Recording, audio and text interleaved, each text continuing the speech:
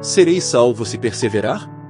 Mário Persona revela o erro de se utilizar uma passagem fora do contexto e assim tirar do crente qualquer esperança de uma salvação já consumada pela fé em Cristo.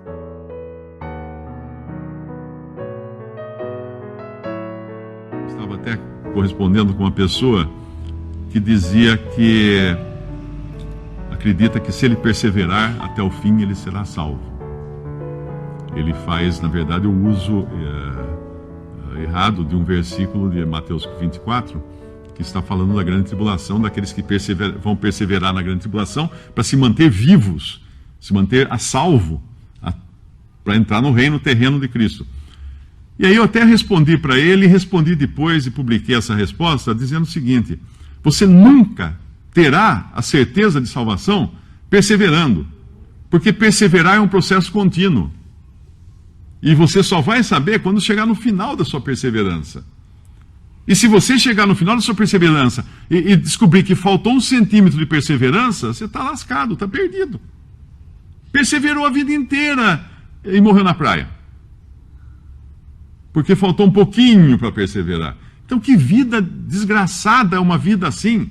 Imagina você não saber o tempo todo se você vai ser salvo ou não, pensando que vai chegar no fim. Mas o Senhor dá a certeza da salvação hoje.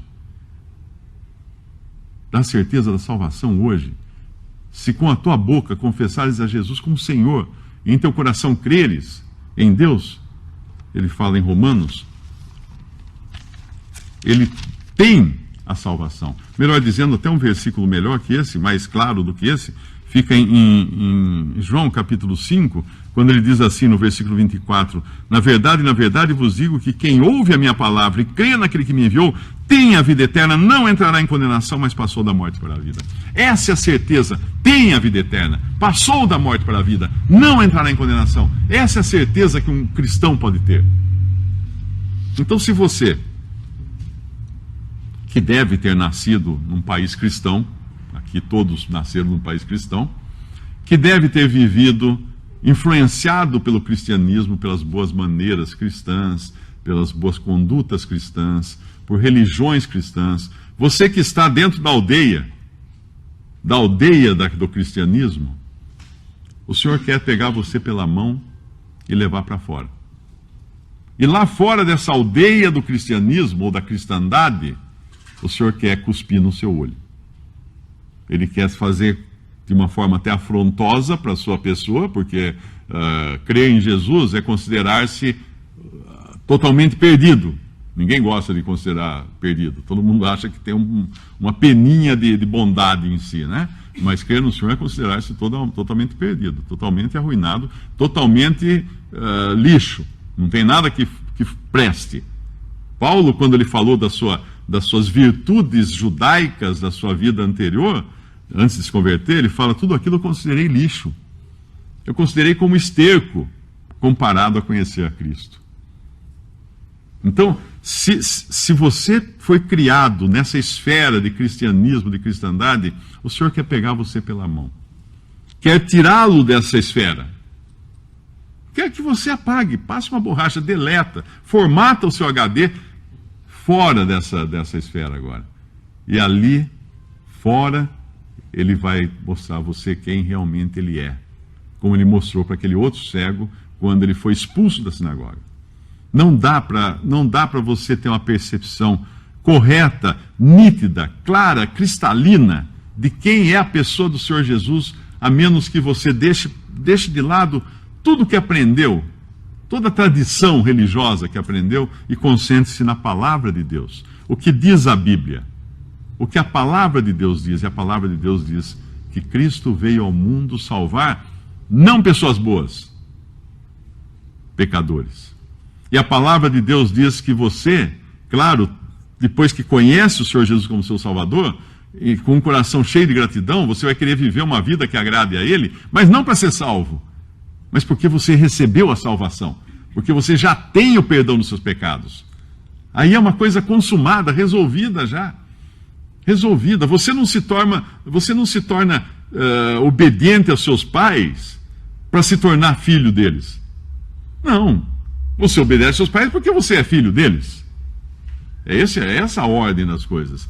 E aqui então, ele via longe e distintamente a todos, no versículo 25, e mandou para a sua casa dizendo: não entre na aldeia, não entre na aldeia. Eu espero que você tenha essa percepção hoje, que você saia daqui com essa visão cristalina de quem é Jesus.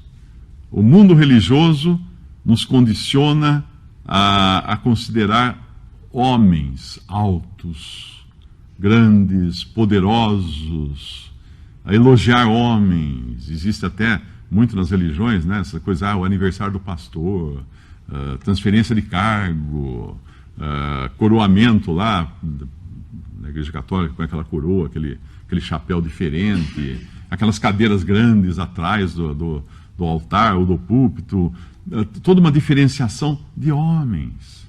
São árvores que andam, nada mais que isso, os homens. Mas existe um homem que não é uma árvore que anda. É um homem que foi pregado num madeiro. Cristo Jesus, o Senhor. E ali na cruz, pregado ali, ele recebeu sobre si mesmo os pecados de todos aqueles que creem nele. E foi julgado. E foi condenado. E se ele foi condenado, eu não preciso mais ser condenado. Se ele morreu, ele pode me dar vida.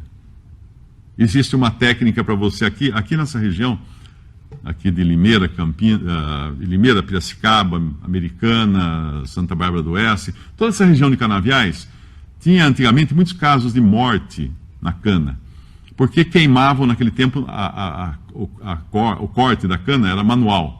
Então, quando chegava a seca, aquelas folhas todas secas, eles pegavam um dia de vento muito forte, porque tinha que ser uma queima rápida para não estragar a cana. Então punham fogo, e aí aquele fogo corria o canavial inteiro, assim, levado pelo vento, e era uma desgraça para quem morava em Limeira aqui. Na época, você não vencia limpar calçada, limpar quintal, parecia que estava nevando, né? Neve preta caindo sobre a cidade. Mas queimavam a cana para poder entrar depois, as pessoas com aqueles podões, e ir cortando a cana para não se cortarem nas folhas, era porque queimar só a folha. E às vezes alguém estava lá no meio do canavial, o cara bebeu muito, acabou dormindo lá no meio da cana, alguma coisa assim, e quando o sujeito acordava, o fogo chegando. E achavam corpos queimados no meio do canavial por causa disso. Não dava tempo da pessoa correr do fogo. E existe uma forma de você escapar de um fogo assim, numa mata ou num canavial. A maneira correta, desde que você tenha uma caixa de fósforo, um isqueiro, é você fazer o seu próprio fogo. O vento vem vindo de lá, com o fogo vindo daquela direção, você põe fogo aqui. Você põe fogo aqui, o que acontece? Começa a queimar daqui para frente. Queimou daqui para frente e você simplesmente caminha em cima do lugar onde o fogo já passou. Então, para ser salvo, lembre-se disso, você vai ter que estar no lugar onde o fogo já queimou. Esse lugar onde o fogo já queimou é Cristo Jesus. Porque na cruz ele foi queimado ali pelo juízo de Deus, pelo fogo do juízo de Deus, como aquelas ofertas do Antigo Testamento, aqueles animais que eram sacrificados e eram queimados. Da mesma maneira, eles tipificavam Cristo, eles apontavam para Jesus. Aqueles animais eram figuras do que aconteceria com o Cordeiro de Deus quando ele fosse oferecido como sacrifício, imolado na cruz do Calvário. Ponha-se no lugar onde o fogo já queimou. Ponha-se em Cristo. Coloque-se nele. E deixa a aldeia para lá.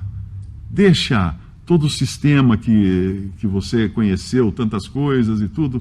Deixa para lá, fica com a palavra de Deus e com o Senhor Jesus Cristo. Ele é o que salva. Visite Respondi.com.br. Visite também 3minutos.net.